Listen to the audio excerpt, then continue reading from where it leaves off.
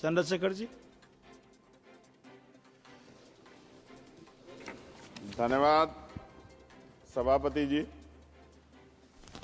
राष्ट्रपति जी के अभिभाषण पे मुझे आपने मेरी बात रखने का मौका दिया।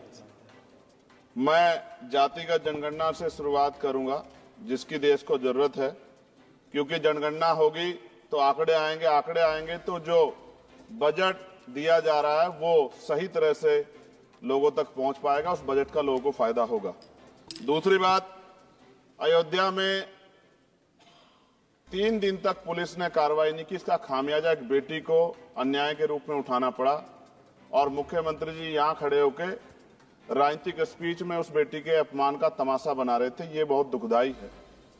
साथ साथ कुंभ में जिनकी जान गई उनको मैं श्रद्धांजलि देता हूं और मुख्यमंत्री जी को आपके माध्यम से कहता हूं कि वो सूची दे दे तो मुआवजा सब लोगों तक पहुंच जाए। बहुत अच्छी बात है। एक आईना सर मुझे दिखाना है देश भर की सरकारों को।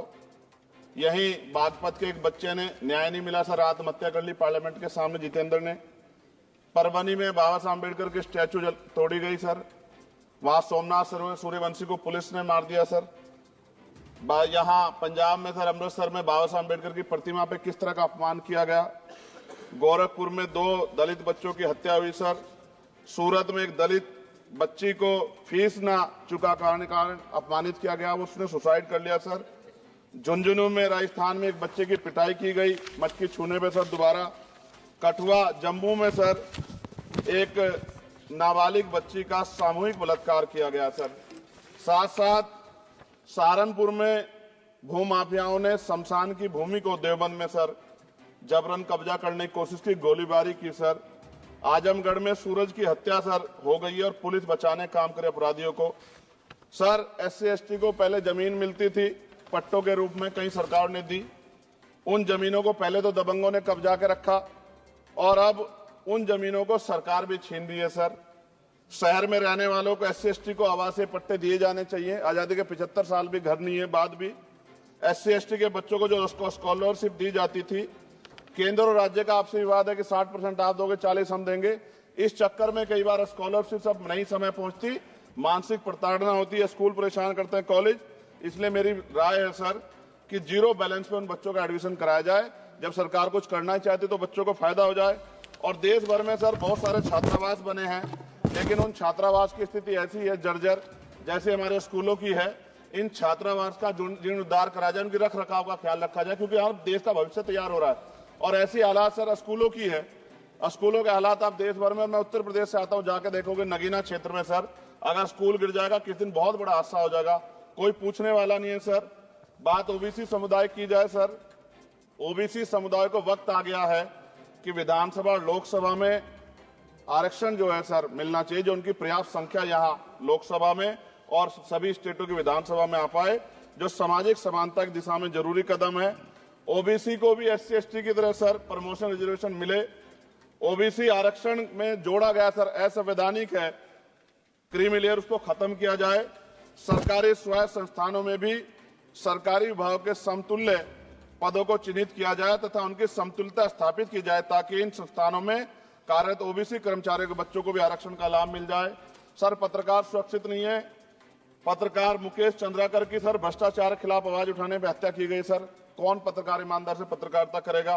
किसानों को MSP की कोई लीगल गारंटी नहीं। एक बड़े किसान है दल्लेवाल जी, 69 दिन से सर जीवन और मौत के बीच आमरण अनशन पे है। क्या अब तक किसी दिन उनकी जान चल जाए, सरकार को संज्ञान लेना चाहिए। सर माइनॉरिटी की बात करूंगा, धार्मिक आस्था की बात है, हम तो सभी का सम्मान करते हैं क्योंकि हमने शपथ ली है, हम संविधान को मानने वाले लोग हैं। लेकिन सर बड़ौत में भगवान आदित्यनाथ निर्वाण लड्डू पर्व के दौरान दुर्घटना हुई, 8 लोगों की जान चली गई, श्रद्धालुओं की 75 घायल है, सरकार ने संज्ञान नहीं लिया। अयोध्या की तरह उनको मुआवजा दे देते तो उनके मन में भी जो माइनॉरिटी है पीड़ा जो है वो खत्म हो जाती। न्यायालय द्वारा पारित आदेश के बावजूद जैन समाज को जैन महातीर्थ गिरनार जूनागढ़ गुजरात पे पूजा करने रोका जाए, जो उनके मौलिक अधिकार का उल्लंघन है सर। बरेली में सार्वजनिक रूप से हजरत पैगंबर मोहम्मद साहब के खिलाफ सार्वजनिक अपमानित गाने चलाए गए। क्या सर मुसलमानों की धार्मिक आस्था का सम्मान नहीं होना चाहिए? उनका भी तो आजादी में योगदान है। और इनको अपराधियों किसका संरक्षण है कि खुलेआम इतने इस तरह गाने बजा के अपमानित कर रहे हैं। संभल की हिंसा में सर 74 लोगों की गिरफ्तारी हुई है और वहां के मुस्लिम डर के साए में है। सरकार बेगुनाहों की गिरफ्तारी बंद करे। महाराष्ट्र में सर चंद्रपुर जिला पड़ता है, मैं अभी गया था, तालुका चिमूर में ताडोबा फॉरेस्ट में संग्रामगिरी पहाड़ पर बौद्ध स्थल है सर, बहुत पुराना। वहां बौद्ध भिक्षु को सरकार बिजली नहीं देती, रास्ता नहीं देती और इतनी बुरी हालात में उनकी धार्मिक आस्था क्या है सर, तथागत बुद्ध की ज्ञान स्थली होने के कारण बोध गया में बौद्ध धर्म के अनुयायियों के लिए जो बहुत महत्वपूर्ण स्थल है सर, इस स्थल पर अवैध कब्जा हटवाकर बौद्ध धर्म के अनुयायियों को सौंपा जाए। उनमें बड़ी चिंता, देश विदेश से लोग आते हैं, तो यहाँ हमारे देश की छवि भी खराब हो रही है।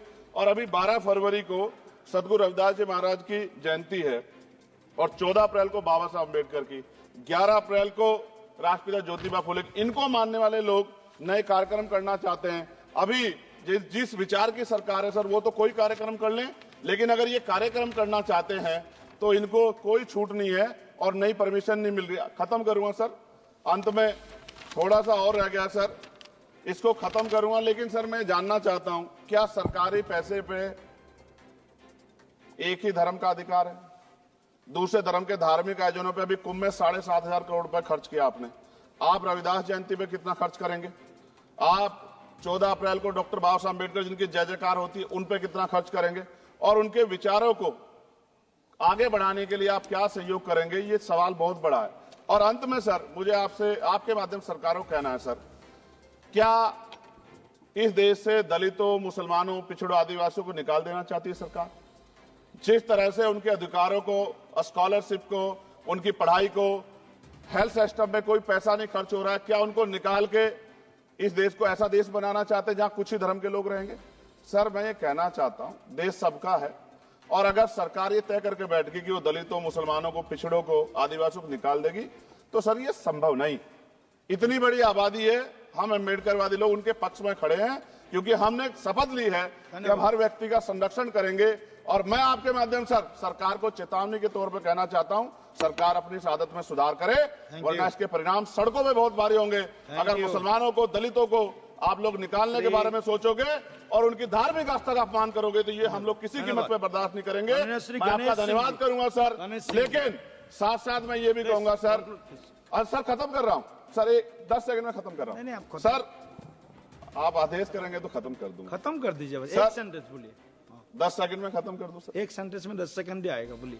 सर मैं बस ये कहना चाहता हूं कि सरकार सभी का ध्यान रखे और उनमें भी गरीबों का ज्यादा ध्यान रखे, क्योंकि सर अभी जेब कटाई हुई, 2800 रुपए का टिकट है सर इलाहाबाद का, 56,000 रुपए का था सर। मैंने मंत्री जी से कहा, तब जाके उन्होंने संज्ञान लिया, तब आधे रेट हुए।